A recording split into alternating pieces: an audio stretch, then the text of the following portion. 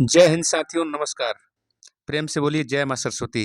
देखिए, यह वीडियो संगीत से संबंधित प्रश्नों पर आधारित है। आने वाले बीपीएससी टीआरई 4, एस्टेट, सीटेट के साथ साथ सभी राज्यों के संगीत शिक्षक परीक्षाओं में बहुत बहुत लाभकारी सिद्ध होने वाला है। तो आइए शुरू करते हैं। हम इस स्लाइड में तुलना करने जा रहे हैं पंडित विष्णु नारायण भातखंडे जी के स्वर पद्धति और पंडित विष्णु दिगंबर पलुस्कर की स्वर पद्धति पर। देखिए, दोनों आदमी शुद्ध स्वर के लिए सारे गम पधनी ऐसे सिंपल लिखे हुए हैं, कोई चिन्ह नहीं है इसके ऊपर नीचे दाएं बाएं कहीं भी, ठीक है जी। और वहीं बात करें कोमल स्वर के लिए, तो भातखंडे जी स्वर के नीचे एक लाइन खींचते हैं। जैसे आपको कोमल रे लिखना है तो ऐसे कोमल रे हो गया।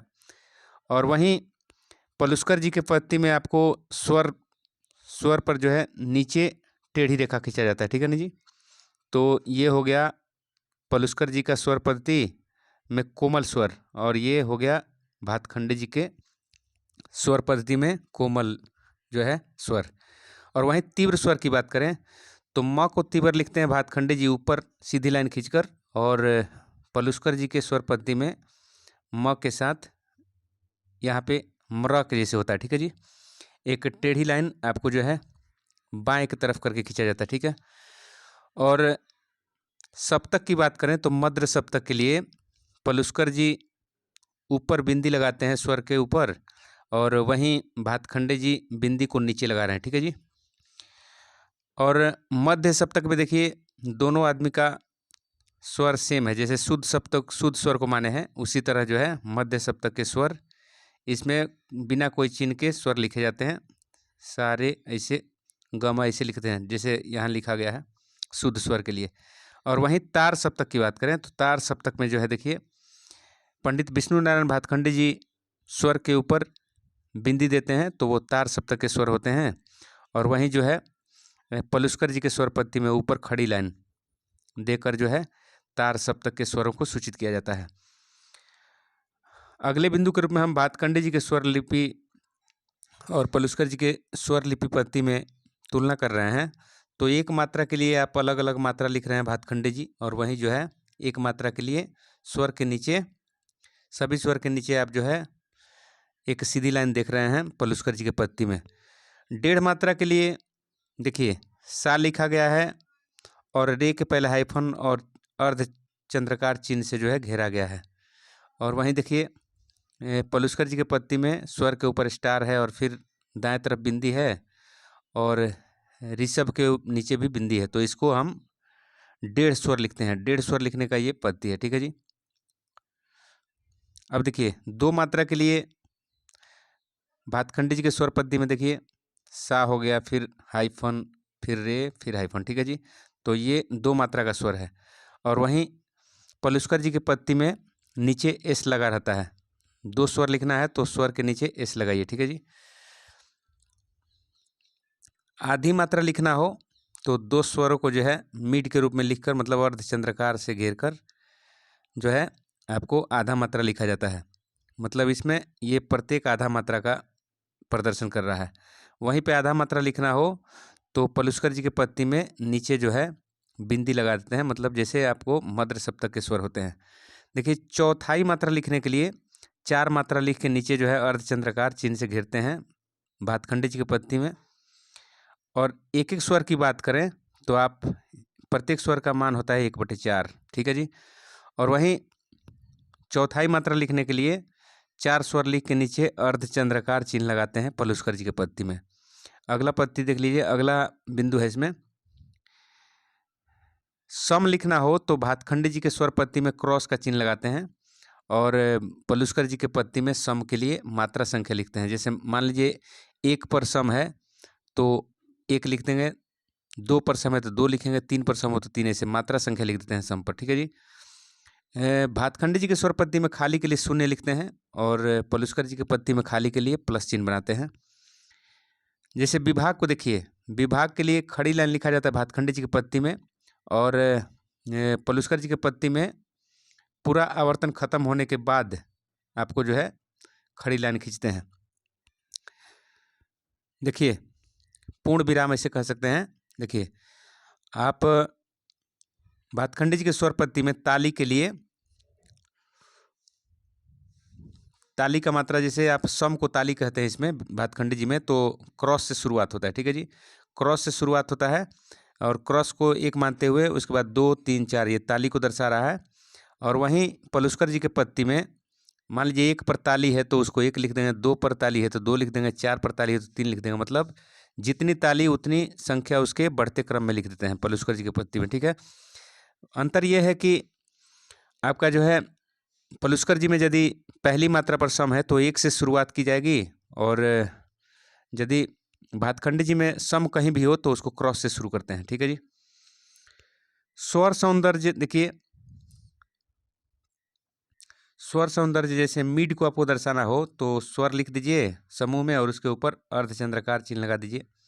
पलुस्कर जी में भी वैसे ही है, सेम है, मीड को दर्शाने का तरीका सेम है। ठीक है जी, और कर्ण दर्शाना हो तो कर्ण दर्शाना भी दोनों पद्धति में सेम है। ठीक है, आपको खटका दर्शाना हो तो खटका दर्शाना हो तो इसमें देखिए जितने स्वर को खटका दिखाना है, खटका के अंदर लेना है आपको, तो उतने स्वर को नीचे अर्धचंद्राकार से जोड़ देते हैं, घेर देते हैं। ठीक है जी, और वहीं जिस स्वर पे खटका दिखाना है उस स्वर को आपको छोटे कोष्ठ में घेर देते हैं। ठीक है जी, पलुस्कर जी के पत्ती में देखिए गीत का स्वर उच्चारण करना हो, जैसे आपका गीत का शब्द है श्याम श्याम, तो इसमें जो है आप ए सकार लगा के अ की मात्रा लगा के भातखंडे जी के पत्ती में दर्शाते हैं, और वहीं पलुस्कर जी के पत्ती में जो यहाँ एस लगा रहे हैं वहाँ पे बिंदी लगा देते हैं। ठीक है जी, देखिए स्वर के दाहिनी ओर एक बिंदु रखने से मात्रा 1.5 गुना बढ़ जाती है। जैसे देख लीजिए यहाँ पे सा के दाहिने तरफ एक बिंदी रखे हैं तो इसका मात्रा हो गया 1 + 1/3 मतलब 3/2 मात्रा। ठीक है जी, और पलुस्कर जी के पत्ती में देखिए स्वर के दाएं तरफ बिंदी लगाए और फिर नीचे एस लगाए हैं तो इसका मतलब हुआ 2 + 1 3 मात्रा हो जाता है। ठीक है जी, क्योंकि स्वर के दाएं तरफ आप बिंदी लगाते हैं तो उसका मतलब होता है 1 मात्रा पलुस्कर जी में, और नीचे एस लगाते हैं तो उसका मतलब होता है 2 मात्रा। ठीक है जी, तो 1 और 2 को जोड़िएगा तो 3 मात्रा हो जाता है। पलुस्कर जी के पत्ती में 3 मात्रा लिखना हो तो इस तरह से स्वर को लिखा जाएगा। मान लीजिए सा के 3 मात्रा लिखना हो तो सा के दाहिने तरफ एक बिंदी लगा दीजिए और नीचे क्या कर दीजिए एस बना दीजिए। ठीक है, तो ये सा का 3 मात्रा हो गया। देखिए अगले स्लाइड में हम देख रहे हैं, अगले स्लाइड में हम लिख रहे हैं आपसे क्वेश्चन पूछा जाए ध्रुपद के साथ बजने वाला ताल कौन कौन है, तो तेवरा ताल है, 4 ताल है, सूल ताल है। वहीं ख्याल के साथ बजने वाले ताल क्या हैं, 3 ताल, 1 ताल, रूपक ताल, तिलवाड़ा ताल, झप ताल। ठीक है जी, तो इसको ऑब्जेक्टिव भी बनाया जा सकता है कि ख्याल के साथ बजने वाला ताल कौन नहीं है, तो 3 ताल, 1 ताल, रूपक ताल दे दे और फिर इसमें तेवरा ताल दे दे तो आपका नहीं बजने वाला तेवरा ताल हो जाएगा। इसी तरह से प्रश्न बनते हैं। देखिए ठुमरी के साथ बजने वाला ताल जो है जत ताल है, दीपचंडी ताल है। ठीक है जी, पखावज पर बजने वाला ताल कुछ देख लीजिए, 4 ताल हो गया, तेवरा ताल हो गया, सूल ताल हो गया, धमार ताल हो गया।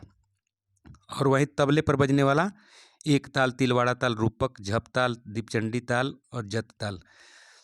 पखावज और तबला आप जानते हैं औनतवाद होता है, चमड़े से बना होता है। ठीक है जी, देखिए परन और टुकड़े बजते हैं किस किस ताल में बजते हैं, तो 4 ताल में, तेवरा ताल में और सूल ताल में। ठीक है जी, अगला प्रश्न अगला बिंदु देखिए, इससे आप प्रत्येक बिंदु से प्रश्न बना सकते हैं। ठीक है जी, प्रश्न इसी से बनता है।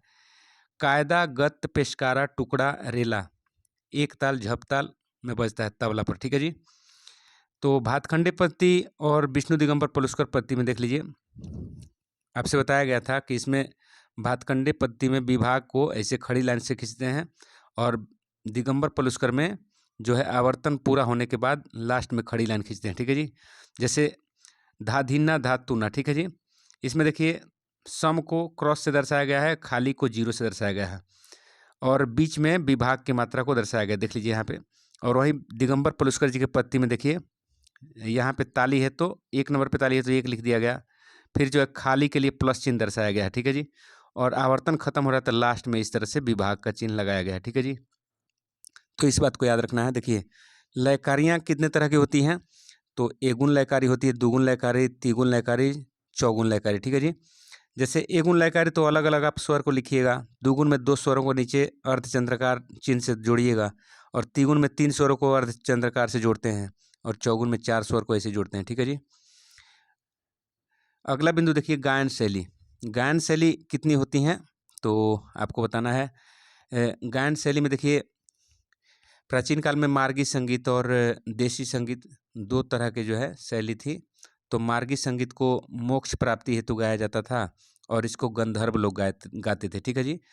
अर्थात मार्गी संगीत को गाने वाले को गंधर्व कहा जाता है। देखिए देशी संगीत वहीं देखिए साधारण लोगों के द्वारा गाया जाता था और इसको गान भी कहा जाता था।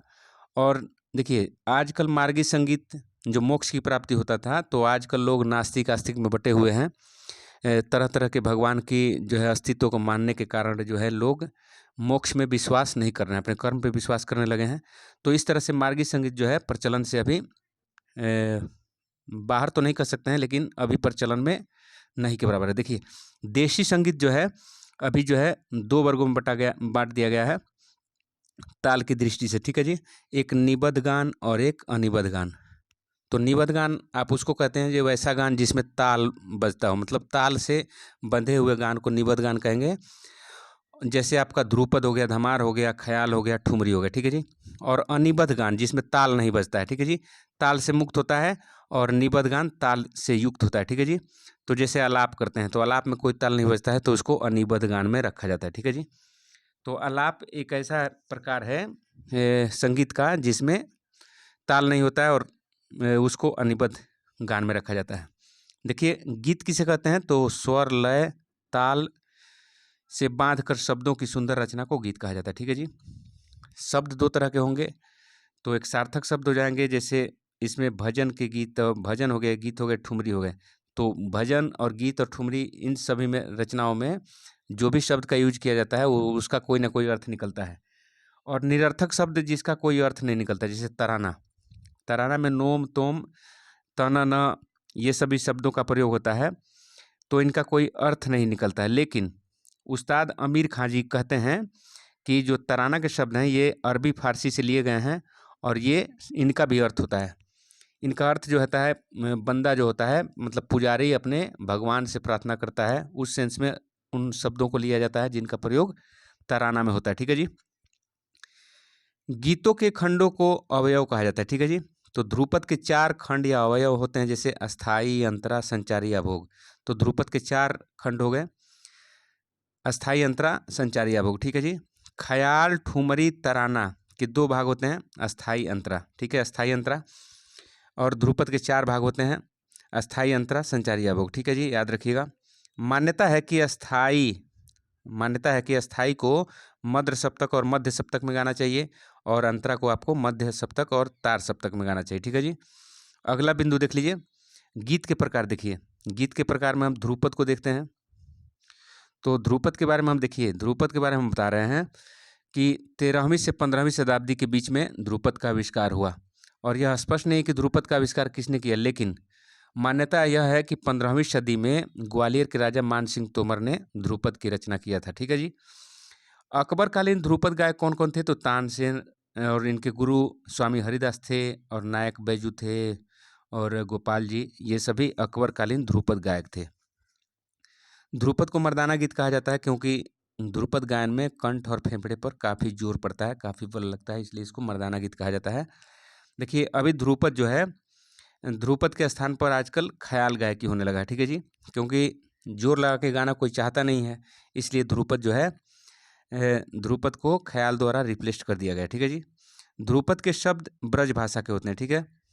तो इसमें वीर और श्रृंगार रस की प्रधानता होती है। तो प्रश्न पूछा जा सकता है कि ध्रुपद के शब्द जो होते हैं किस भाषा से हैं, तो ब्रज भाषा से। आपसे पूछा जाए ध्रुपद में कौन कौन से रस की प्रधानता होती है, तो वीर रस और श्रृंगार रस। ठीक है जी, ऐसे ही प्रश्न बनते हैं। तो ध्रुपद के पखावज ताल कौन कौन है, ध्रुपद के साथ जो पखावज बजाया जाता है तो उसमें कौन कौन ताल बजते हैं आप देखिए यहाँ पे। तो इसके साथ जो है 4 ताल बजता है, ब्रह्म ताल बजता है, शूल ताल बजता है, तीव्रा ताल बजता है, मत ताल बजता है, शिखर ताल बजता है। ठीक है जी। ध्रुपद में सर्वप्रथम नोम तोम का आलाप किया जाता है। ठीक है जी। अब देखिए प्राचीन काल में ध्रुपद गायक को क्या संज्ञा मिली थी, मतलब कलावंत कहा जाता था। संज्ञा मतलब उनको क्या कहा जाता था, उनका नाम क्या था, तो कलावंत। ध्रुपद ध्रुपद भजन, देखिए ध्रुपद भजन एक भजन है, रजत रघुबीर धीर भजन भव भीर पीर, यह जो है क्या है, तो ध्रुपद है। प्रश्न आपसे पूछा जा सकता है कि रजत रघुबीर धीर भंजन भव भीर पीर क्या है, तो एक ध्रुपद भजन है और यह जो है खमाज राग में है। ठीक है जी, खमाज राग जो है खमाज थाट से उत्पन्न है और उसमें निषाद कोमल लगता है। ठीक है जी, निषाद कोमल लगता है। अगला बिंदु है धमार के बारे में। देखिए धमार जो है धमार ताल में गाया जाता है और इसको होरी भी कहा जाता है। ठीक है जी, होरी जो होता है राधा कृष्ण के जो है रंग लगाने की क्रिया को दर्शाता है। ठीक है जी, एक देखिए आज रसमाते होरी खेले लाल तारी दय दय नाचत गावत संग ब्रिजबाल। ठीक है जी, तो यह जो है किस राग में है, तो राग भैरव में है और यह धमार ताल में है। ठीक है जी, तो प्रश्न पूछा जा सकता है कि किस ताल में है, किस राग में है, तो धमार ताल में है, भैरव राग में। ठीक है जी, और भैरव राग आप जानते हैं भैरव थाट का आश्रय राग होता है, तो भैरव थाट में जो है ऋषभ गंधार सॉरी भैरव भैरव थाट में जो होता है ऋषभ और धैवत कोमल लगते हैं। ठीक है जी, ऋषभ और धैवत। और वहीं भैरव की बात करें, भैरवी की बात करें तो उसमें रे ग ध नी ये सभी कोमल स्वर लगते हैं, तो भैरव में सिर्फ रे कोमल रहेगा और धैवत कोमल रहेगा। ठीक है जी, अगला प्रश्न देख लीजिए, धमार में दुगुन तिगुन चौगुन और आड़ लयकारी गाया जाता है। ठीक है जी, अगला प्रश्न देख लीजिए, अगला इसमें पॉइंट है ख्याल। ख्याल का अर्थ क्या होता है, तो कल्पना करना। ठीक है जी, तो ख्याल दो तरह का होता है, एक विलंबित ख्याल जिसको बड़ा ख्याल कहते हैं और दूसरा होता है द्रुत ख्याल। ठीक है जी, तो विलंबित ख्याल का आविष्कार जौनपुर के राजा सुल्तान हुसैन सरकी ने 15वीं सदी में किया था। ठीक है जी, तो अब देखिए ख्याल जो होता है फारसी भाषा का शब्द है। अगला बिंदु है इसमें, ख्याल में स्वरों की सफाई और गले की तैयारी पर बल दिया जाता है। ठीक है जी, स्वरों की सफाई और गले की तैयारी पर बल दिया जाता है। देखिए इसमें श्रृंगार रस की प्रधानता होती है ख्याल में। ठीक है, देखिए ख्याल के ताल कौन कौन है, ख्याल के ताल आपको देखिए यहाँ पे ख्याल के ताल हैं एक ताल, तिलवाड़ा ताल, झुमरा, झप ताल, आड़ाचर ताल। ठीक है जी, ख्याल का मुखड़ा 2 से 5 मात्राओं का होता है। ठीक है जी, आपसे पूछा जाए कि ख्याल के मुखड़ा कितने मात्रा का होता है, तो 2 से 5, 2 से 6, तो इसी तरह से ऑप्शन दे दिया जाएगा, तो प्रश्न यहीं से बनते हैं। ठीक है जी, आपसे जो है आलाप में मीड़ खटका मुर्की कर्ण का प्रयोग किया जाता है। ठीक है जी, मोहम्मद शाह रंगीले के दरबारी गायक कौन कौन थे, तो सदारंग और आदारंग। ठीक है, सदारंग और आदारंग किनके दरबारी गायक थे, तो मोहम्मद शाह रंगीले, यह मुगल बादशाह थे। और जो है सदारंग आदारंग अपने गीतों में मोहम्मद शाह रंगीले का नाम रखते थे और मोहम्मद शाह रंगीले काफ़ी खुश होते थे और उनको आश्रय दिए थे। ठीक है जी, देखिए द्रुत ख्याल मतलब जो विलंबित ख्याल होता है, बड़ा ख्याल होता है, उससे दोगुने लय में। ठीक है जी, इसको छोटा ख्याल भी कहा जाता है। इसकी प्रकृति जो होता है, नेचर इसका चपल होता है और इसका आविष्कारक अमीर खुसरो है। अमीर खुसरो को तोतिए हिंद कहा जाता है और ये 14वीं शताब्दी में द्रुत ख्याल का आविष्कार किए थे अमीर खुसरो। ठीक है जी, और अलाउद्दीन खिलजी के दरबार में रहते थे। ठीक है, तो प्रश्न यहाँ से बहुत सारा बन सकता है, हम जितना भी बोल रहे हैं सब आप उससे प्रश्न बना सकते हैं। ठीक है जी, द्रुत ख्याल की प्रकृति क्या है, इसके आविष्कारक कौन थे, तोतिए हिंद किसको कहते हैं, किनके दरबार में अमीर खुसरो रहते थे, इस तरह से प्रश्न बहुत सारा बन सकता है। देखिए द्रुत ख्याल में 3 ताल बजता है, एक ताल बजता है, झप ताल बजता है, आड़ा 4 ताल बजता है, रूपक ताल बजता है। देखिए एक द्रुत ख्याल का जमुना तट बंसी बजाई, यह बागेश्वरी राग का द्रुत ख्याल है। ठीक है जी, तो बागेश्वरी राग की बात करें तो यह काफी थाट से, बागेश्वरी राग जो होता है काफी थाट से उत्पन्न होता है। बागेश्वरी राग किससे उत्पन्न होगा, तो काफी थाट से। ठीक है, और बागेश्वरी राग काफी थाट से और उसका वादी स्वर मध्यम होता है और संवादी स्वर षडज होता है। ठीक है, बागेश्वरी राग का। देखिए जा रे अपने मंदिरवा, देखिए यह भीम पलासी राग का द्रुत ख्याल है, तो भीम पलासी भी काफी थाट से उत्पन्न होता है। अगला प्रश्न देख लीजिए, अगला जो है पॉइंट आपको देखना है, एक एक पॉइंट जो है आपको 2-2 3-3 प्रश्न बना के जाता है, ठीक है जी। तो इसलिए ध्यान से देखना है, अंतिम तक देखना है और जो है चैनल को लाइक करिए, सब्सक्राइब करिए और मित्रों में शेयर कर दीजिए। हम जानते हैं कि दर्शक जो होता है आजकल जो है यूट्यूब पर दर्शक जो है भगवान है, सब चीज़ वही है। देखिए यदि दर्शक चाहे तो आजकल के जो है जितने भी टीचर हैं उनको तिल से जो है ज़मीन से आकाश में ले जा सकता है और नहीं देखे तो फिर आकाश से नीचे भी गिरा सकता है। तो हम उम्मीद करते हैं कि आपको हमारा यह विचार अच्छा लग रहा होगा और मेरा प्रयास भी अच्छा लग रहा होगा, आप मुझे सपोर्ट करेंगे। देखिए अगला बिंदु है इसमें, अगला बिंदु है ठुमरी की बात करें तो ठुमरी का आविष्कारक जो है लखनऊ के अंतिम नवाब वाजिद अली शाह को माना जाता है। इनको अख्तर पिया भी कहा जाता है वाजिद अली शाह को। देखिए जब अंग्रेज इन पर आक्रमण किए थे और इनको देश निकाला दे दिए थे, कुशासन का आरोप इन पर लगाए थे, तो वाजिद अली शाह जब अपना देश निकाला उनका हो रहा था तो उसी समय एक गाए थे गीत बाबुल मोरा नैहर छूटो जाओ, ठीक है जी। तो ठुमरी के आविष्कारक वाजिद अली शाह को माना जाता है। देखिए इसमें भाव सौंदर्य पर बल दिया जाता है और यह श्रृंगार रस प्रधान होता है ठुमरी, ठीक है जी। तो ठुमरी में किस रस की प्रधानता होती है? तो श्रृंगार रस की। बहुत सारा प्रश्न यहाँ से बन सकता है। वाजिद अली शाह कहाँ के नवाब थे, उनको और किस नाम से जानते थे, किस चीज़ का आविष्कार किए, तो बहुत सारा प्रश्न बन सकता है, ठीक है जी। देखिए ठुमरी में राग खमाज जो होता है, राग देश होता है, तिलक कामोद होता है, तिलंग, पीलू, काफी, भैरवी, झिंझोटी, जोगिया, इन सभी रागों में जो है ठुमरी गाई बजाई जाती है, ठीक है जी। ताल देखिए ठुमरी में कौन कौन, दीपचंदी ताल बजता है, जत ताल बजता है। तो इससे बहुत सारा प्रश्न बनता है, प्रत्येक लाइन में 3-4 प्रश्न बनेंगे। देखिए सांवरिया ने जादू मार, सांवरिया ने जादू मार बाजूबंद खुल खुल जाए, यह क्या है? तो ठुमरी है, ठीक है जी। प्रश्न पूछा जा सकता है। देखिए टप्पा, टप्पा के बारे में हम जानते हैं। देखिए टप्पा जो होता है अधिकांश पंजाबी भाषा में होता है, ठीक है जी, और इसकी प्रकृति भी चपल होती है और यह इसमें भी श्रृंगार रस की प्रधानता होती है, ठीक है जी। देखिए इसमें टप्पा में जो है टप्पा ताल बजता है और इसके आविष्कारक, टप्पा के आविष्कारक जो है गुलाम नबी शौरी, मियाँ शौरी को माना जाता है, ठीक है जी। यह मोहम्मद शाह के समय में थे, मोहम्मद शाह भी जो है थे मुगल बादशाह थे, ठीक है जी। और टप्पा जो है, टप्पा के लिए उपयुक्त राग कौन कौन है? तो राग काफी है, भैरवी है, पिल्लू है, राग देश है, राग खमाज है, राग झिंझोटी है, ठीक है जी।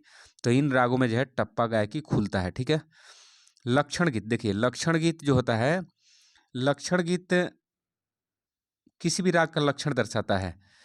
जैसे इसी गीत के सहारे जो है राग का परिचय दिया जाता है, ठीक है। इसका उद्देश्य होता है कि जो बच्चे आए, जो पढ़ते हैं विद्यार्थी, उनको जो है गीत के माध्यम से राग के बारे में बता दिया जाए। तो गीत के माध्यम से गीत का लक्षण बताना लक्षण गीत कहलाता है, ठीक है जी। जैसे खमाज राग का एक लक्षण गीत देखिए, सोहत मधुर खमाज, मतलब मधुर खमाज जो है, खमाज राग शोभता है, मतलब खमाज राग की सुंदरता बढ़ती है। कैसे? तो शुद्ध शुद्ध सुर युक्त दो निषाद, मतलब सभी शुद्ध लगते हैं, उसके साथ साथ निषाद कोमल भी लगता है और निषाद शुद्ध भी लगता है, ठीक है जी। तो ये बता रहे हैं लक्षण गीत में। देखिए समय द्वितीय पहर रात, मतलब खमाज का जो है गायकी होता है आप रात्रि के दूसरे पहर। साडो संपूर्ण जाति, मतलब इसके आरोह में 6 लगते हैं स्वर और अवरोह में 7 स्वर लगते हैं। इस गीत के माध्यम से खमाज राग के बारे में बताया जा रहा है। देखिए आरोहण ऋषभ छुटत, मतलब आरोह जब करते हैं आप तो ऋषभ को छोड़ देते हैं, ठीक है जी। सब सुर अवरोह करत, और अवरोह जब करते हैं उसमें 7 सुर लगाते हैं। तो आरोह करते समय आप ऋषभ को छोड़ते हैं तो 6 स्वर लगा रहे हैं, तो 6 को साडव बोला जाता है, और अवरोह करते समय 7 सुर लगा रहे हैं तो उसको संपूर्ण कहते हैं। तो जाति हो गया साडव संपूर्ण, ठीक है जी। अब देखिए गण रिप मंत्री समत संगत सुर धम का लसत, तो इस तरह से इस जो है दोहा के माध्यम से, इस गीत के माध्यम से राग खमाज को समझाया गया है। तो लक्षण गीत यही कहता है कि आप गीत के माध्यम से किसी भी राग को प्रस्तुत कर दीजिए, तो उसी को लक्षण गीत कहते हैं। तो आपसे प्रश्न पूछा जा सकता है कि गीत के माध्यम से किसी राग का परिचय क्या कहलाता है? तो लक्षण गीत, द्रुत गीत, धमार गीत, ध्रुपद गीत। तो आपको लक्षण गीत उसमें मारना है, ठीक है जी। तराना के बारे में बात करेंगे। तराना के बारे में हम बात करेंगे तो आप जानते हैं कि नोम तोम का आलाप किया जाता है, उसको तराना कहते हैं। और कहा जाता है कि यह इसमें निरर्थक शब्दों का प्रयोग होता है, लेकिन आप उस्ताद अमीर खां के कथन को देखेंगे तो यह उर्दू अरबी फारसी भाषा से लिया गया है, और इनके भी जो नोम तोम शब्द होते हैं इनके भी अर्थ होते हैं। इस शब्दों के माध्यम से जो है बंदा खुदा से अरदास करता है, प्रार्थना करता है, अपनी कामना उनसे सुनाता है, ठीक है जी। चतुरंग, चतुरंग का मतलब क्या होता है? देखिए, चतुरंग, चतु मतलब चार, इसके चार अंग होते हैं। चतुरंग में चार अंग कौन कौन होते हैं? तो साहित्य अर्थात शब्द, तराना, पखावज या तबला के बोल और सरगम, ठीक है जी। तो चतुरंग में चार अंग यही होते हैं, साहित्य, तराना, पखावज या तबला के बोल और सरगम, ठीक है जी। त्रिवट मतलब होता है, त्रि मतलब तीन, तो तीन चीज़ों का मिश्रण। क्या क्या होता है? तीन चीज़ों का त्रिवट, त्रिवट में कौन कौन तीन चीज़ें हैं? तो कविता है, तराना है तथा तबला या पखावज के बोल है, ठीक है जी। तो त्रिवट के तीन अंग आप जान गए, कविता, तराना और तबला या पखावज के बोल। स्वर मालिका किसको कहते हैं? स्वर मालिका किसको कहते हैं? तो स्वरों के समूह को स्वर मालिका कहते हैं। जैसे स्वरों की तालबद्ध रचना है यह स्वर मालिका। प्रारंभिक स्टूडेंट के लिए, मतलब जो नए नए छात्र होते हैं उनको समझाने के लिए स्वर को लिखा जाता है। जैसे देख लीजिए यहाँ पे, तो स्वर मालिका को सरगम भी कहा जाता है या सुरावर्त भी कहा जाता है। जैसे देख लीजिए खमाज राग में आप देखिए सा नी कोमल नी लगाया गया, ध्यान रखिएगा। धसा 16 मात्रा का है, देखिए 1 2 3 4, एक विभाग यहाँ हो गया, 1 2 3 4, एक विभाग यहाँ हो गया, 1 2 3 4 यहाँ हो गया, एक विभाग 1 2 3 4, मतलब 16 मात्रा का जो है आवर्तन दिखा रहा है आपको। और इसमें कोमल निषाद लगा है, तो आप जानते हैं खमाज जो होता है, खमाज थाट से उत्पन्न होता है और खमाज में कोमल निषाद लगता है। इसका ट्रिक बना लीजिएगा, खानी। खानी मतलब खा मतलब खमाज थाट और नी से निषाद इसमें कोमल लगता है, तो इस तरह से ट्रिक बना सकते हैं आप। और होली देखिए, ब्रज भाषा का गीत होता है होली और धमार ताल में बजता है। और देखिए भजन गीत अब जानते ही हैं कि सार्थक शब्दों का समूह, जिससे आप अपने मन की इच्छा या भावना अपने इष्ट देव को सुनाते हैं, उसी को जो है भजन कहते हैं, गीत कहते हैं। और गीत जो है आप सुनते ही हैं। तो आज की वीडियो में इतना ही, अगले वीडियो में हम फिर मिलेंगे। तब तक के लिए जय हिंद, जय भारत। चैनल को लाइक करिए, सब्सक्राइब करिए, कमेंट करिए, मित्रों में शेयर करिए। वीडियो को देखने के लिए आप सभी को दिल से थैंक यू।